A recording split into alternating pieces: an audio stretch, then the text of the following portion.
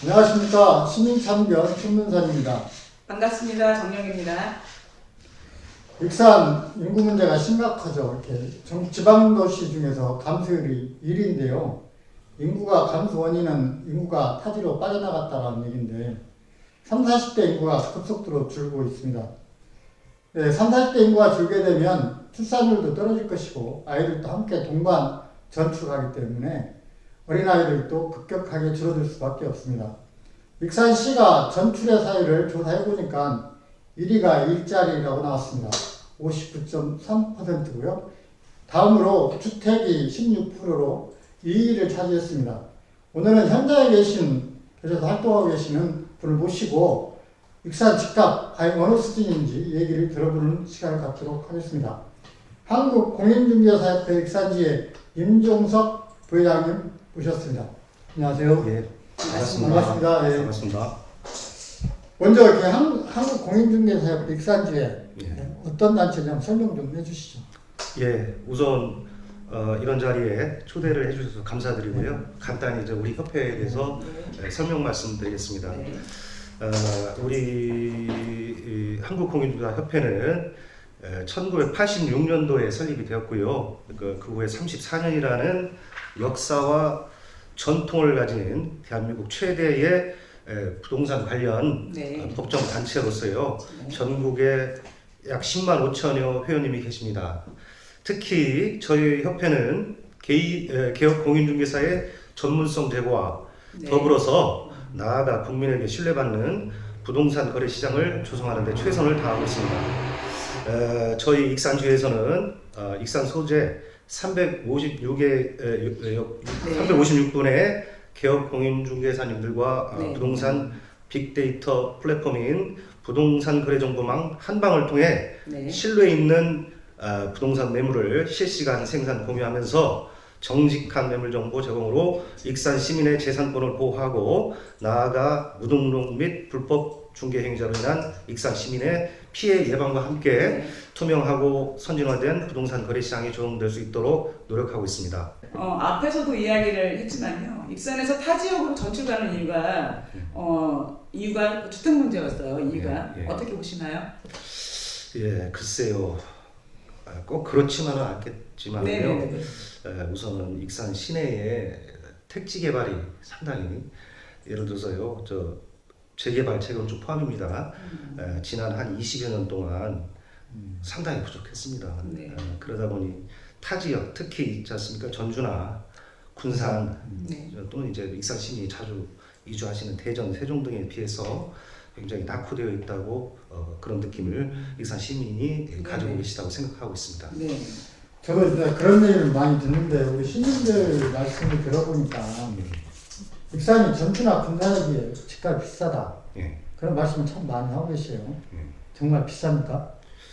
제가 이제 익산에 중개업을 하다 보니까 전주하고 군산 또 뭐 세종, 대전 이런 데 가격을 한번 분석한 거 봤어요. 그랬더니 지금 현재 익산 같은 경우는 제곱미터당 155만 원 수준 이렇게 평균 단가를 하고 있는데 전주가 지금 194만 원이에요. 제곱미터당. 군산은 또 공급이 많다 보니까 좀 싸서 126만 원이고 세종은 보시니까 435만 원 제곱미터당, 대전은 288만 원이 되겠습니다. 따라서 제가 봐서는 익산이 특히 타 지역에 비해서 비싸다고 저는 판단하지 않고 있습니다.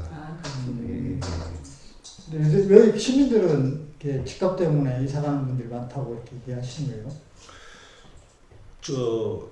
제가 알기로는 군산이 공급이 굉장히 많지 않습니까? 많고 수요에 비해서 공급이 많고 대기업이 또 떠나다 보니까 거기는 아파트 값이 많이 떨어졌어요. 그러다 보니까 그쪽으로 간 거고 그 외에 전주나 대전 아니면 세종으로 간 분들은 좀 더 좋은 여건을 찾아서 가는 것이고 집값 때문에 간 건 아니라고 봅니다. 그런 분들은.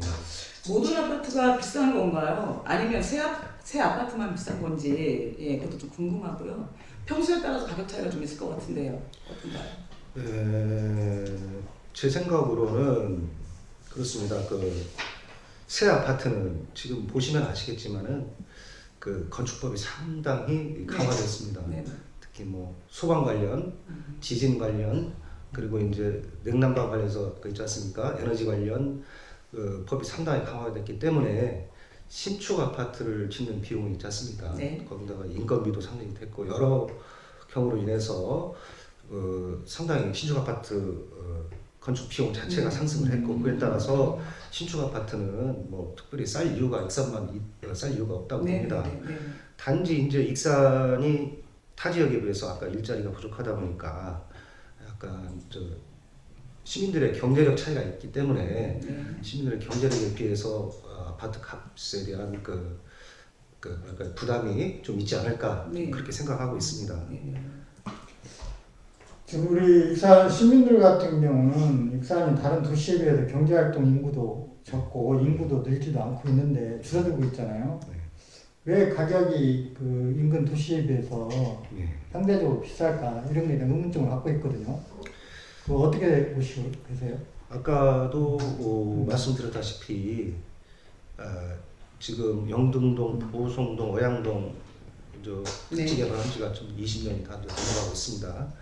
그러다 보니까 그 새 아파트에 대한 수요는 있는데 그 수요에 비해서 공급이 지금 뭐 익산이 시민의 수요에 맞는 공급을 시 차원에서 많이 못했다고 봅니다. 특히 익산시에 부채가 많이 있다 보니까 익산시 자체적으로 택지 개발을 하는데도 부담이 있었고 또 특히 전라북도 차원에서는 전라북도 전주는 아무래도 행정도시다 보니까 그쪽에 발전이 있었고 군산은 뭐 전라북도의 먹거리라고 해서 새만금 위주로 그쪽으로 모든 포커스가 뺏기고 익산은 그런 게 없었어요.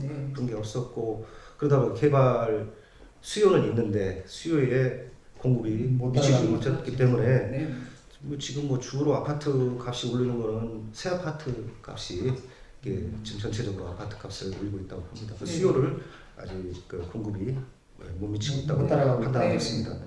집값이 비싸다고 해서 이사 가기가 쉽지는 않을 텐데요. 다른 원인과 뭐 결합되는 현상 생각하시는 원인이 따로 있으신가요? 글쎄요, 다른 원인이라고 하면 결국은 이제 일자리겠죠. 일자리도 질이 중요할 거고요. 일자리 질이 좀 낮아서 익산을 떠난 분도 많이 있다고 생각이 듭니다. 익산 시민을 거기 더불어서 또 익산 시민을 붙잡을 수 있는 그 익산 고유의 문화가 좀 부족하다고 합니다. 익산 시민들이 익산시에 대해서 애향심이 좀 타 지역에 비해서 좀 부족하게 있다.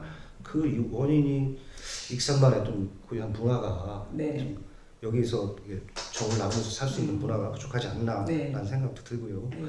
그거에 대해서 좀 개선할 수 있는 방법을 저 나름대로 생각을 해봤는데요. 물론 이제 교육이라고 할 때 학생들의 교육도 있지만 익산 시민들 자체적으로 그 재교육을 통해서 지금 대한민국이 돌아가는 아니 세계가 돌아가는 이런 정보 습득을 할 수 있는 그런 장들을 익산에서 많이 만들었으면 좋겠다. 그래서 그런 생각을 하고 있습니다. 익산은 특히 타 도시에 비해서요, 그 산도 없고 강도 없고 자연 환경이 상당히 열악한 편이에요. 그러다 보니 거기서 스트레스를 받았을 때 그 스트레스를 얻어서 산에 찾아가서 풀거나 강을 바다를 찾아가서 봐야 되는데 보면서 풀어야 되는데 그런 여건이 부족하다 보니까 그 산과 강과 바다를 자연을 대체할 수 있는 익산만의 문화를 만드는 것이 이제 우선이 중요하다. 여건이 좀 저는 이제 그렇게 생각하면 됩니다. 그 우리 방금 전 부회장님도 말씀하셨는데 익산이 공공택지 공급을 제때 못했다. 이제 모형택지 공급한 이후에 지금 굉장히 10년 넘게 공급을 하고 있잖아요. 또 이런 얘기도 나오더라고요. 기획 투자 세력. 익산 같은 경우 외부 자본이 와가지고 집값만 올려놓고 떠나버리는 현상이 있다. 실제 그런 현상이 있어요. 그 지난 한 2, 3년 전에 그런 일이 있었습니다. 있었고요. 익산이 그 잠재 가치에 비해서 아파트 값이 저평가되었다고 이제 판단하고 서울이나 이렇게 수도권에 있는 학원이나 이런 곳에서 투자 유망지로 부동산 관련 강의를 할 때 많이 소개를 했었다고 제가 들었습니다. 그리고 그 결과에 따라서 그 서울에 계신 여유 자금을 가지고 계신 분들이나 경상도 분들이 실제로 익산의 저 부송동에 그 큰 평수가 아니죠. 20평대 아파트를 위주로 이렇게 투자를 해서 가격을 올려놓고 다 빠져나간 걸로 저는 알고 있습니다. 그래서 아파트 값은 일단 한번 상승하고 나면 다시 떨어지기가 쉽지 않거든요. 네. 부동산 가격 특히 그렇습니다. 그러다 보니까 좀 그런 경우가 있었고 그분들이 익산을 떠나서 그 다음에 타겟이 광주로 가가지고 광주에 있는 아파트 값을 많이 좀 올려놓고 또 다른 곳으로 이동했다고 좀 들었습니다. 네네.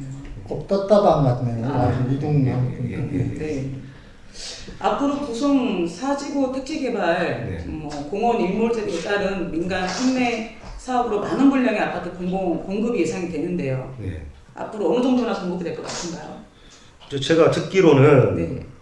그 아까 그 뭐라 그러죠? 공원 일몰제? 네. 네, 공원 일몰제 등록해가지고 시행하죠. 예, 15,000세대 정도 계획을 하고 있다는데 그거는 뭐 이제 제가 당사자가 아니라 정확한 네. 말씀을 제가 드리기가 곤란합니다. 네, 예. 아니, 이해합니다. 예.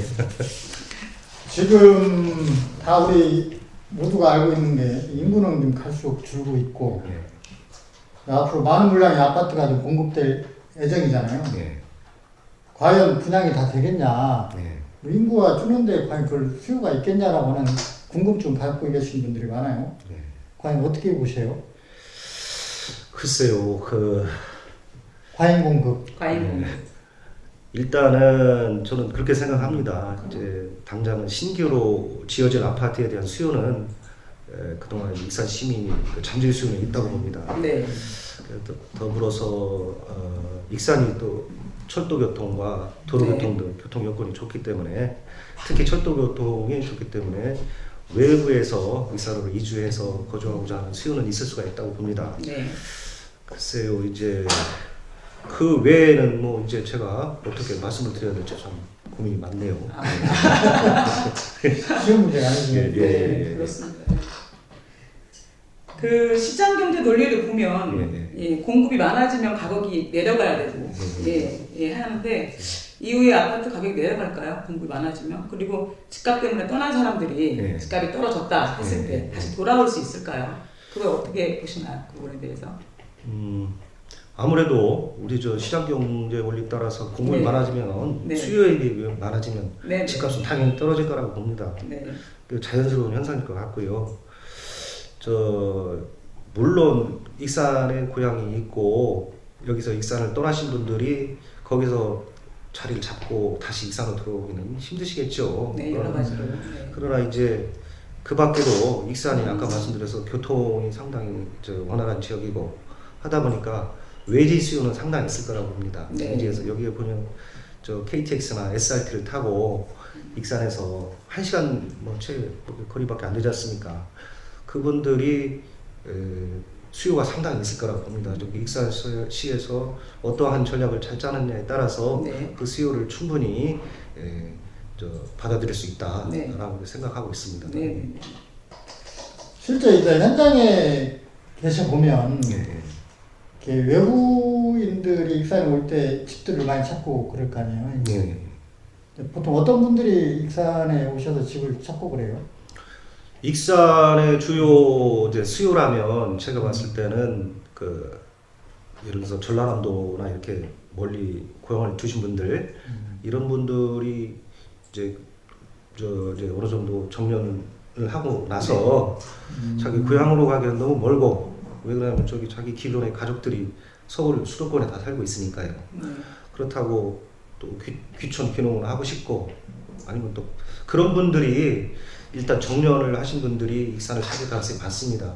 여기다가 주택을 두고 자기 고향도 가깝고 그 다음에 자기 거기 그동안 읽었던 그 가족들이 서울이나 수도권에 있는 분들하고 교류하기도 가깝고 하다 보니까 그런 수요는 일단은 1차적으로 많이 있다고 보고요. 그 밖에는 이제 익산이 교통이 아까 좋다 보니까 뭐 새만금, 전주, 군산 그 다음에 김제, 강경 있지 않습니까? 연문제 이쪽으로 다 사통팔달이다 보니까요. 그런 사람들의 주거 수요가 충분히 있다고 봅니다. 익산에서 아까 말씀드려서 그런 수요를 잘 받아들여서 아까 교육이나 문화 네. 그다음에 아까 젊은 사람들한테는 비즈니스 할 수 있는 그 경제 여건을 만들어주면 익산은 충분히 성장할 수 있는 도시라고 생각합니다. 현재는 익산이 보니까 작년에 인구가 상당히 빠져나갔더라고요. 네. 그러니까 6,425명이 감소가 네. 했어요. 보니까 제가 한번 또 통계를 보니까요. 근데 앞으로 이런 정책들을 잘만 활용하면 오히려 익산 인구가 늘고 도시가 이제 확장될 수 있으리라고 판단하고 있습니다. 특히 익산은 구도심에 대해서 재개발을 좀 추진해봤으면 하는 바람이 있습니다. 네. 예. 네. 예, 뭐 지금까지 뭐 이렇게 평가도 해보셨는데 익산시 주택 정책 우리 부장님 보시기에 어떻게 평가하고 싶어요? 주택 정책까지는 제가 뭐 깊이 연구를 안 해봤고요. 그러나 이제 지금까지는 아까 말씀드렸다시피 수요에 비해서 공급이 좀 부족했다는 거는 그런 부분에서 정책이 좀 미흡한 점이 있지 않았나 이제 그런 생각이 들고요. 그다음에 아까 말씀드린 시의 인구를 좀 더 늘리기 위해서는 외지 사람들과 이런 사람들 끌어들일 수 있는 그런 정책적 아이디어를 좀 가지고 시정을 이끌어 주셨으면 하는 바람이 있습니다. 네. 어쨌든 그 익산이 택지 개발을 제때 하지 못하면서 신규 물량을 공급을 못해서 새로운 아파트에 대한 수요는 많은데 제대로 공급을 못하다 보니까 가격이 비싸질 수밖에 없었다라고 하는 평가죠.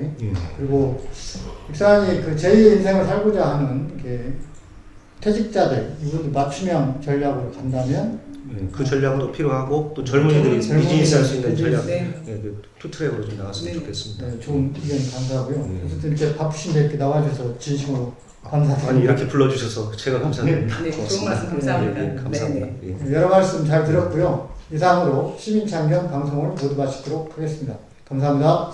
감사합니다.